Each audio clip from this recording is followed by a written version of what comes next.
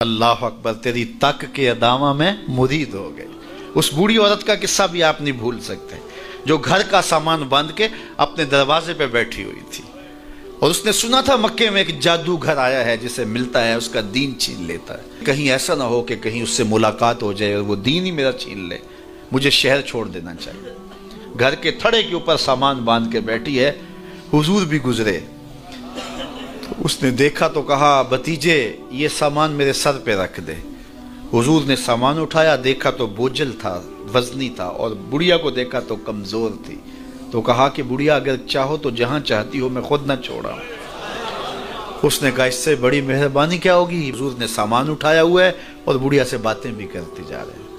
تو بڑھیا کو کہا کیوں جا رہی ہے؟ اس نے کہا کہ سنا ہے یہاں ایک جادوگر ہے جو لوگوں کا دھرم لوٹ لیتا ہے، لوگوں کا دین لوٹ لیتا ہے۔ میں نے ساری زندگی بتوں سے وفا کی ہے، میرے آبا و اجداد نے بتوں سے وفا کی ہے، میں چاہتی ہوں دین اجداد ہاتھ سے چھوٹ نہ جائیں، آخر اس شہر میں رہتی ہوں کہیں مل نہ جائے۔ خیر حضور نے کچھ نہیں کہا، اس کا سامان نہیں پھینک دیا کہ ٹھیک ہے تم پھر جاؤ۔ سامان اس کا اٹھایا اور جہاں تک اس نے جانا تھا سامان پہنچایا، سامان سپرد کر کے واپس پلٹنے لگے تو اس نے کہا بچے اپنا نام تو بتا دے، لوگ کہیں گے کہ مکہ چھوڑ آئی ہو تو بتاؤں گی ایک جادوگر کے دکھ سے چھوڑ آئی ہوں، تو وہ کتنا برا بھلا کہیں گے شہر مکہ کو کہ جس مکہ سے لوگ نقل مکانی کرنے پہ مجبور ہو گئے ہیں، تو میں انہیں یہ بھی بتاؤں گی کہ جس مکے میں جادوگر رہتا ہے اتنا اچھا نوجوان بھی رہتا ہے، تو تیرا نام لیا کروں گی، تیرے قصیدے پڑھا کروں گی۔ تو حضور علیہ السلام مسکرا پڑے، کہا بڑھیا جس جادوگر سے بھاگ کے آئی ہے وہ تیرے سامنے کھڑا ہے۔ اس نے کہا سچ سے آپ ہی محمد ہیں؟ حضور نے فرمایا نام میرا یہی ہے۔ تو اس نے کہا پھر آپ کا جادو میرے پہ چل گیا ہے۔ اللہ اکبر، تیری تک کے ادامہ میں مرید ہو گئی۔ لوگوں کی خدمت کریں، بوڑھوں کے کام آئیں، دکھیوں کے کام آئیں، مصیبت زدہ کے کام آئیں۔ حضور یتیم ہو کے یتیم پرور تھے، لاچاروں کی مدد کرتے، لوگوں کے گھروں میں پانی بھر کے دے دیتے، اور دکھیوں کے کام آ جاتے اور مصیبت زدوں کے کام آ جاتے۔ تو حضور سے پیار کرنے والوں، امت میں آپس میں حسد نہ پھیلاؤ، بغض نہ کرو، نفرتوں کے پہاڑ کھڑے نہ کرو، ایک دوسرے سے پیار کرو، جڑو، امت وحدہ بنے، اور اپنے ماحول کو، اپنی معاشرت کو ایک خوبصورت معاشرت کا رنگ دو، اور اپنی زندگی کو حضور کے نام کر دو۔ حضور علیہ السلام کی محبت سے معاشرے کے دکھ جو ہیں وہ سمیٹے جا سکتے ہیں۔ آقا کریم علیہ السلام نے محبت سے ہی معاشرت کو جو ہے وہ اپنے قریب کیا، اور لوگ ایمان کی دولت سے مالا مال ہو گئے۔ وہ ایک بچہ آیا نا اپنی ماں کے لیے لباس لینے کے لیے، اور پہلے وہ گیا اپنے چچا کے پاس، اس کی ماں بیوہ تھی اور اس کا لباس پھٹ گیا تھا، اور وہ اپنے چچا کے پاس گیا تو اس نے دتکار دیا۔ ماں نے اس کو روکا تھا بیٹا نہ جانا، لیکن اس نے کہا کہ تیرے بدن کے اوپر جو لباس ہے وہ بھی پھٹ گیا ہے اور جگہ جگہ سے جسم جھلک رہا ہے، تو میں اپنے چچا سے آپ کے لیے لباس لے کے آتا ہوں۔ پھر جو رویہ اس نے اختیار کیا تو واپس روتا ہوا آ رہا تھا، تو کسی نے راستے نے پوچھا کہ کیا ماجرا ہوا؟ اس نے کہا چچا کے پاس گیا تھا ماں کے لیے لباس لینے، اس نے تو لا کے بھیج دیا۔ اللہ اکبر۔ تو اس نے کہا کہ جا سین حرم میں محمد نام کا ایک شخص بیٹھا ہوا ہے، اگر تو اپنا دکھڑا اس کے سامنے پیش کرے تو وہ امید ہے تمہیں رد نہیں کریں گے، لیکن سن لے ان کا دین کوئی اور ہے۔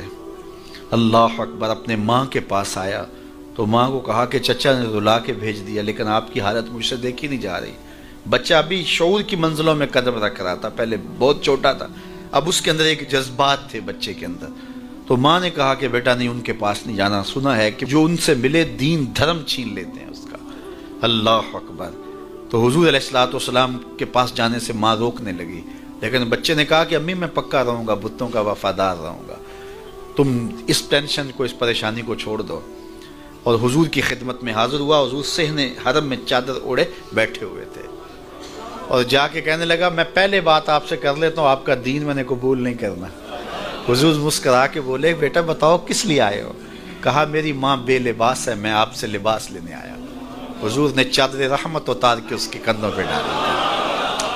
اللہ اکبر۔ وہ واپس آ گیا اور ماں پر حضور کی چادر اڑائی۔ اللہ اکبر۔ اور ماں نے کہا کہ بیٹے اس نے اپنا دین تو نہیں تجھے دیا؟ کہا نہ، میں نے پہلے کہہ دیا تھا تیرے دین نہیں مانوں گا۔ ماں کہنے لگی پتر اس کا دین ماننا چاہیے، یہ جس نے رحمت کی چادر ہمارے سر پہ تان دی۔ کچھ لوگ کہتے ہیں جی بس میں تو اللہ کی مخلوق کی خدمت کرتا ہوں، میں تو حج بھی نہیں کیا، اس کے پیسے بھی غریبوں کو دے دیے ہیں۔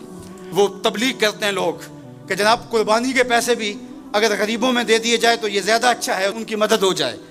تو وہ اس خدمت خلق میں اتنا غلو کر جاتے ہیں کہ وہ اسلام کے شعار کا مذاق اڑانے لگ جاتے ہیں، اور جو عبادت والے ہیں انہیں ہمسائے کو دیکھنے کا موقع بھی نہیں ملتا۔ اور آپ جانتے ہیں کہ جب ایک بستی کو برباد کرنے کا حکم دیا گیا تو کہا کہ یہاں تو ایک شخص رہتا ہے جس کا سر سجدے سے اٹھتا ہی نہیں۔ کہا میرے بندوں کے اوپر قیامتیں ٹوٹیں اور ان کے اوپر ظلم اور جبر کے پہرے ہوں اور اس کے ماتھے پہ شکن نہیں آتا، اس کے سمیت ہی بستی کو لٹ کے رکھ دو۔ یار عبادت کرتے ہو لیکن ہمسایوں کا خیال بھی رکھو۔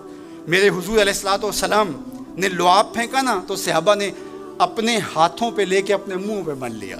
آپ نے عشق اور محبت کی لوک داستانیں بڑی سنی ہوں گی، لوگوں نے نہریں بھی کھو دیں، لوگوں نے محبوبوں کے لیے کیا کچھ نہیں کیا، لیکن آج تک آپ کو ایسا نہیں ملا ہوگا کسی محب نے محبوب کا لعاب بھی چاٹا ہو۔ کائنات میں یہ انوکھا باب ہے۔ تو حضور علیہ الصلوۃ والسلام نے فرمایا کہ تمہیں اس چیز پر کس نے ابھارا کہ میرا لعاب بھی اپنے چہروں پہ مل رہے ہو؟ تو انہوں نے کہا اللہ اور اس کے رسول کی محبت نے۔ تو میرے حضور نے اس کی نفی نہیں کی، لیکن ساتھ ہی فرمایا اگر کوئی چاہتا ہے کہ اللہ اور اس کے رسول سے محبت کرے اور اللہ اور اس کا رسول اس سے محبت کرے تو وہ ہمسایوں کے حقوق کا خیال رکھے۔ یعنی تمہارا یہ پہلو بھی، تم عاشق کے رسول بھی ہو لیکن ہمسایوں کا بھی تو خیال رکھو۔ تمہارے گھر پہ جھنڈا تو لگا ہے حضور کے میلاد کا، لیکن اگر ہمسایوں کے گھر میں اندھیرا ہے تو یار اپنے گھر میں اس سال اگر چراغاں نہیں کر سکے، غریب ہمسائے کا میٹر کٹ گیا اس کا بل دے دو، آمنہ کا لال زیادہ خوش ہوگا، میلاد والا رسول زیادہ خوش ہوگا۔ اس لیے دونوں پلڑے برابر رکھو، نہ تو عبادات کے زعم میں تم خدمت خلق کو اور ہمسایوں کے حقوق کو، رشتہ داروں کے حقوق کو بھول جاؤ، اور نہ یہ کہ تم خدمت خلق کے نام پہ عبادات کا مذاق اڑانے لگو۔ وَكَذَلِكَ جَعَلْنَاكُمْ أُمَّةً وَسَطًا۔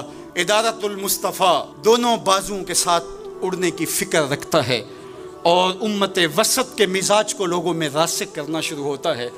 ظاہر ہے جب کبھی اس بازو پہ زور پڑے تو کبھی اس بازو پہ زور پڑے تو بازو جھکنے لگتے ہیں، تو میرا اللہ مدد کرتا ہے، نصرت دیتا ہے۔